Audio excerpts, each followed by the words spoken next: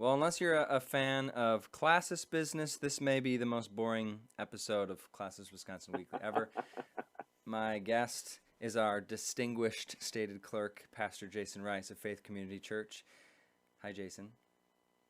Hey, Zach. I don't know if you can call me distinguished. Maybe flailing stated clerk, but Well, we're working on it. we're working on it is a good place to start. So we just wanted to, and you get a meeting summary from Pastor Jason. I know at our church that gets distributed a little bit, and a summary of the summary makes it into the bulletin. But some people like watching videos, so maybe you'll learn something about Classis from this. That's good. You talked about some things we're improving on, and communication hopefully is an improvement. One thing that got mentioned in the meeting summary as an improvement was that church visiting is starting to happen a little more frequently. Pastor Tim Koyman has done a great job kind of encouraging us to be praying for one another and visiting one another. I think we had something like 6 reports this meeting, which doesn't seem like a lot, but it is. It's an improvement. It's Yeah. better than it has been, so we're working on it. It's a good thing. Mm-hmm. We got introduced to a couple people for the first time, a couple young leaders in the Classis. If I can call people my age young still, I think I can. Sure. And Depends on who you're talking to. You're right. It's subjective. And I've interviewed Pastor Evan Tinklenberg on Classis Wisconsin Weekly before, and I know him well. But Jason, if you could talk about his introduction, because I wasn't there yet at that point in the meeting, his devotions and how that went.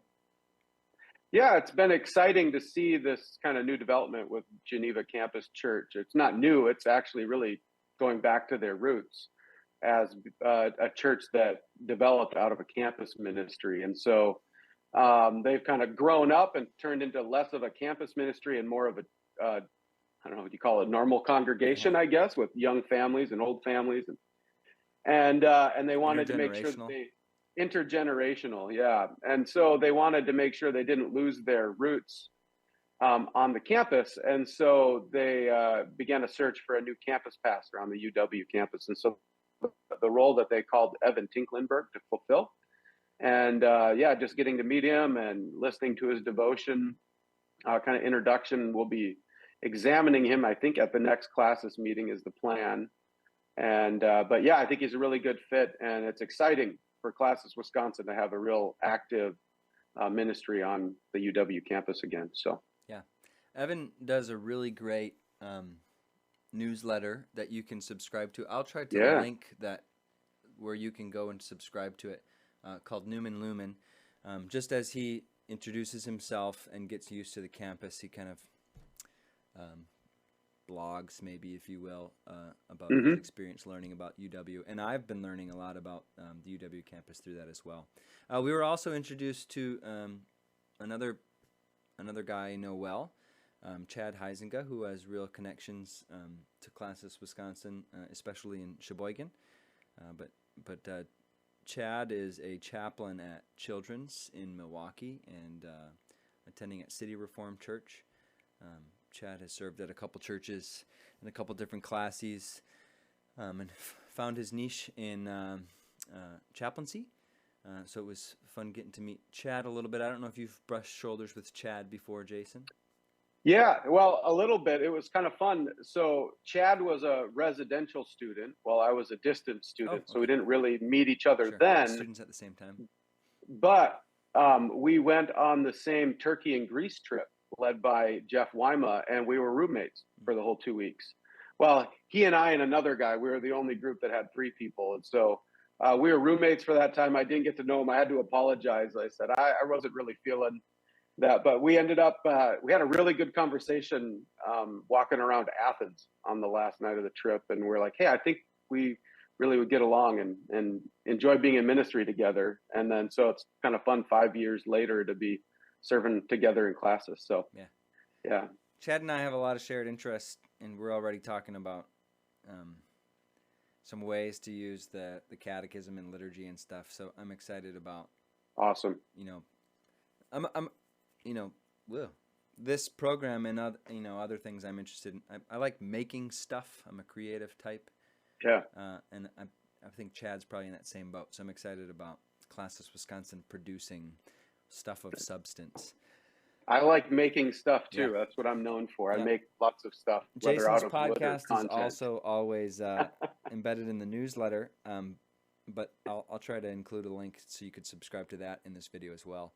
Then we met another pastor a little more seriously than we met. We were introduced to Chad and Evan, we'll put it that way, but we embraced Pastor Kurt.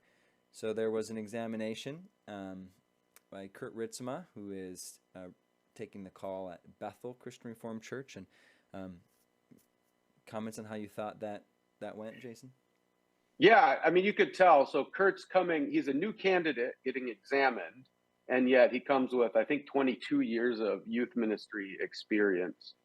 And so, and knowing Kurt, both Zach and I, Zach is currently in youth ministry. I have a long history in youth ministry. And we know that if you take that role seriously, right, it really isn't like JV pastoring. It's real pastoring. And so I could tell, you could just tell that he's had a lot of experience walking alongside people. So his practica, he really did well and understands people and the complexities of their struggle, but then theologically, he also nailed it as well. So I'm excited because Bethel CRC is a close by church, and I've been kind of walking with them, not officially as a counselor, but I'm just friends with half the congregation, and so I've been walking with them in this vacancy, and I'm really excited for them. They've been vacant for 2 years, and so I'm excited. I think he's a really good fit and going to do a really great job up there for him. Bethel's a really healthy, thriving church, so to find a great fit, it's just good for our classes when healthy churches are renewed, right? Jason and I were both on the renewal committee, so we're excited about what's next for Bethel. And like you said, Kurt really crushed his interview. It was evident that he knew what he was talking about. He got a question. They were running through the Bible characters. I hate calling them characters. People in the Bible.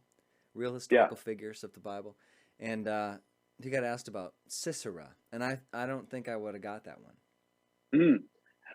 So I'll just admit I wasn't sure. Like when they said Hananiah, I was like, oh, the name sounds familiar. I wouldn't have got that one either. Yeah, where is that one? I'm like, oh man, I got to brush up here. But I was thankful that a few other people too were like, wait, where is he from? So yeah, and Kurt crushed them all. He did a great job. Yeah. So it's a good thing. One of the things I was telling Bethel, and I don't know how many other churches and classes are listening to this, but we're increasingly getting some more vacancies. Things are getting shifted around, but I kept encouraging the search committee at Bethel too. Don't rush it. Yeah. Don't get impatient. Somebody once told me, no pastor is better than the wrong pastor. Oof. And so take your time, find the right pastor. And Bethel did that, and I think it'll be a blessing for them as a result. So. Yeah, and that's good advice to have on here because, at the time of recording, Living Hope is vacant. Crossroads is discerning who their leader might be.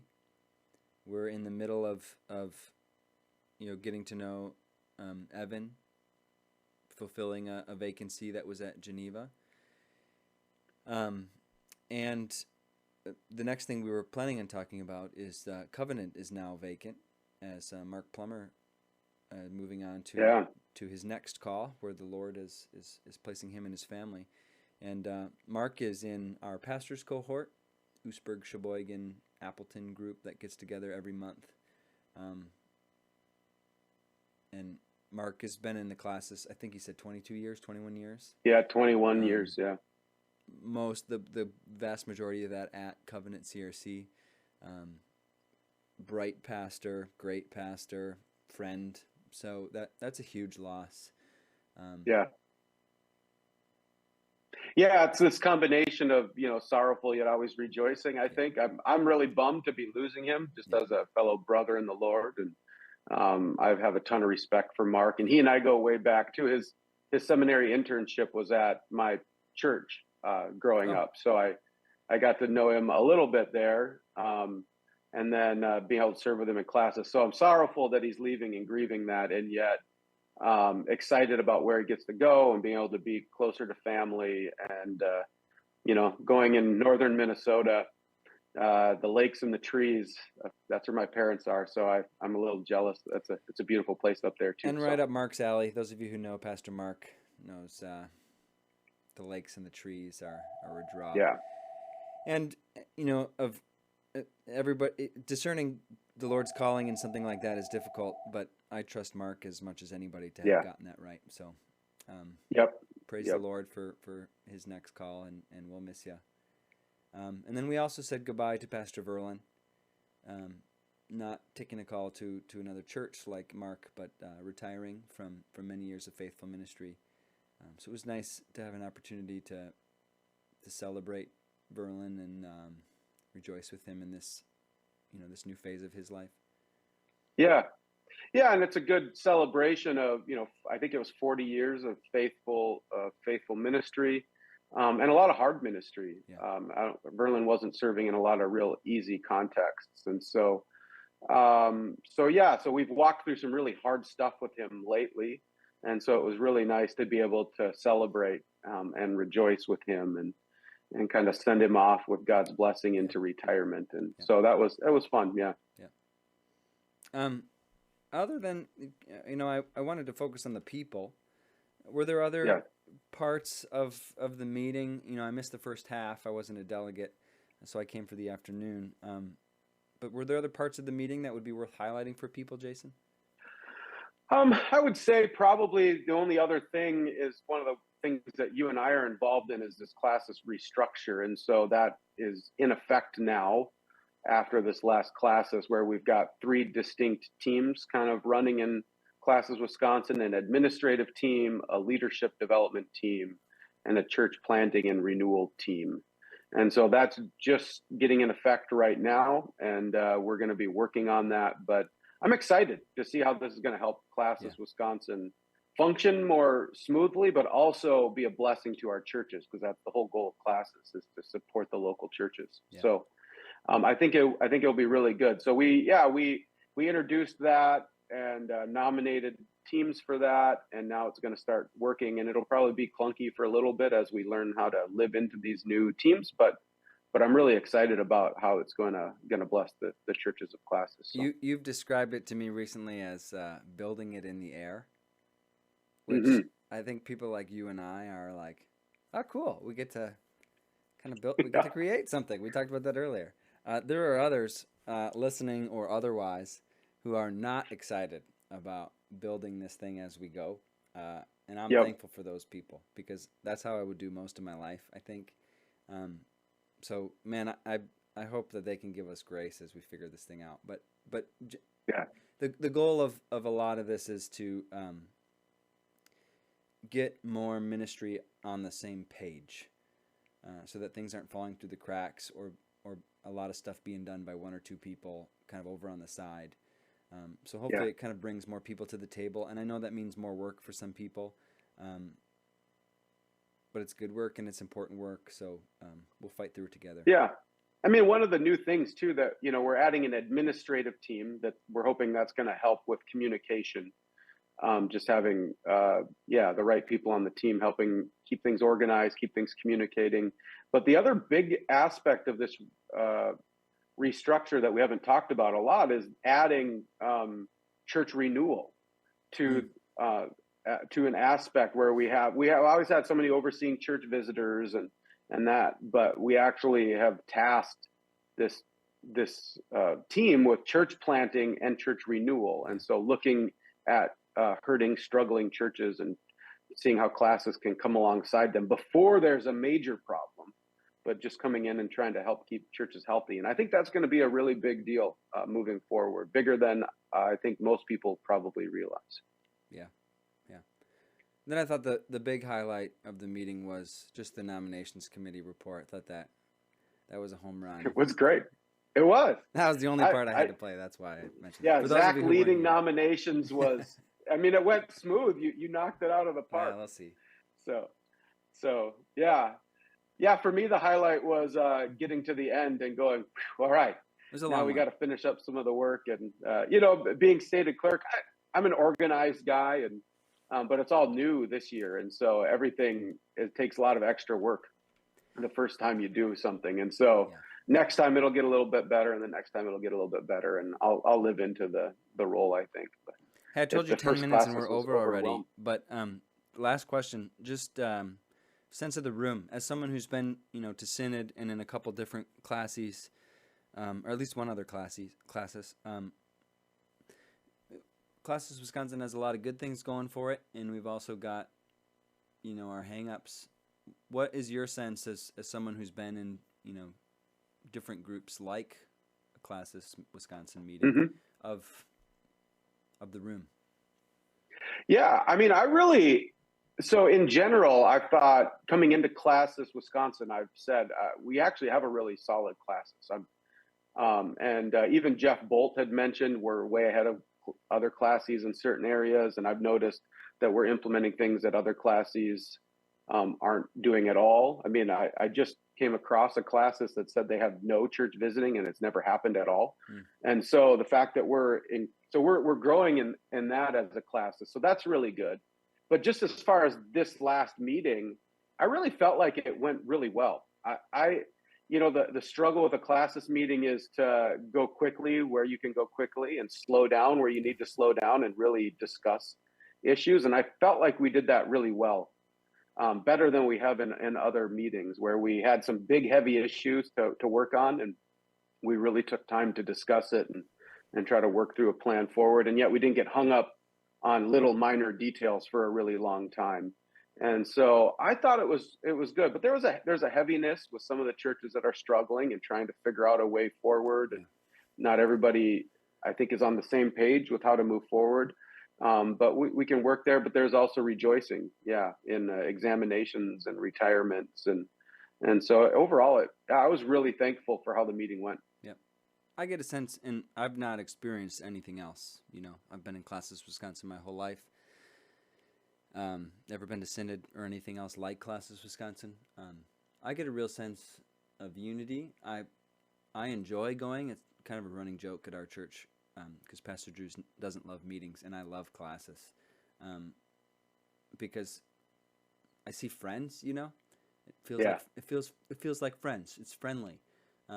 There's grace where there's minor disagreements, and we've got our hang-ups, but it seems like there's a real desire to reconcile when we're stuck. Which is Christ in us, and I just think that sets a great example for our churches, and it's telling of the kind of leaders that exist in Classis Wisconsin. Far from perfect, but I love and appreciate Classis Wisconsin, so I hope others. Me too.